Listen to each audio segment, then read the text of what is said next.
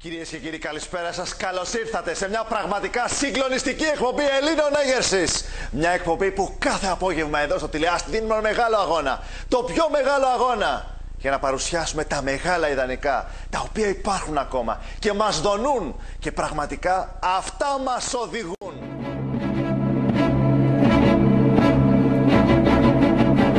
Αν ζείτε σε ένα σπίτι χωρίς τους αρχαίους Έλληνες συγγραφείς, ζείτε σε ένα σπίτι δίχως φως, έλεγε ο George Bernard Shaw.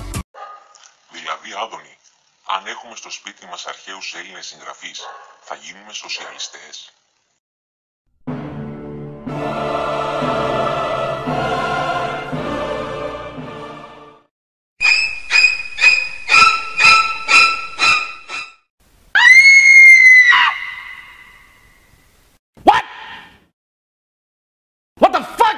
Το αντιμνημόνιο βλάπτει σοβαρά την ευφυΐα των ανθρώπων. Κάνει ζημιά εδώ στον πυρήνα του κεφάλου.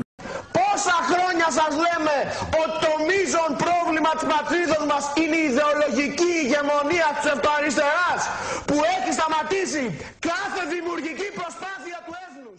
Δεξιός, στο δεξί χέρι, στη δεξιά πλευρά.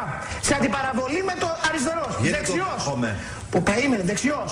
Ο ευτυχής. Ο αίσιος, ο ευίωνος. Αυτός προμηνεί τα καλά πράγματα. Ο δεξιός στα αρχαία ελληνικά είναι ο ευίωνος. Ο αριστερός είναι ο δυσίωνος. Έτσι το λέω εγώ. Το λέει ελληνική γλώσσα. Ο δεξιός είναι ο ευίωνος, ο καλότυχος, αυτός που θες να τον κάνεις παρέα. Ο αριστερός στα αρχαία ελληνικά είναι ο μίζερος, ο γκρινιάρης, ο κατσούφης, ο μουρτζούφλης, ο καψερός, όπως θες πας τον. Αυτό είναι η ελληνική γλώσσα. Δεξιός, αριστερός. Αυτή είναι η αναλογία. Το καταλάβατε. Καταλάβατε ή να κάνω και κακά. Καταλάβατε ή να κάνω και κακά. Κακά, κακά, καρά, καρά, κακά. Καταλάβατε ή να κάνω και κακά.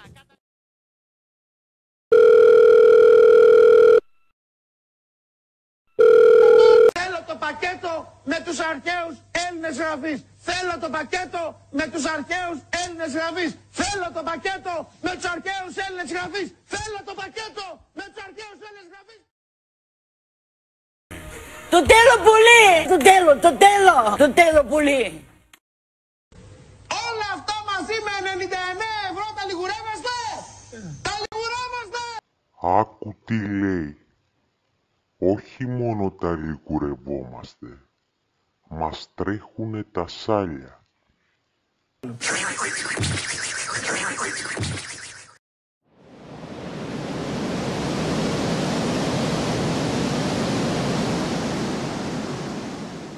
Ο κ. Παυλόπουλος να καρυδεί. Πάντως.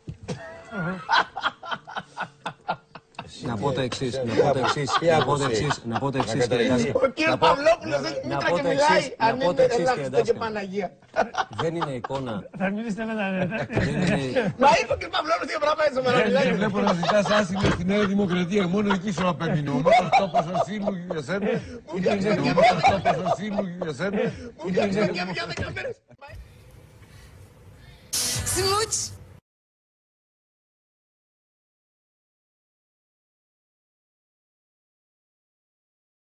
Πάμε!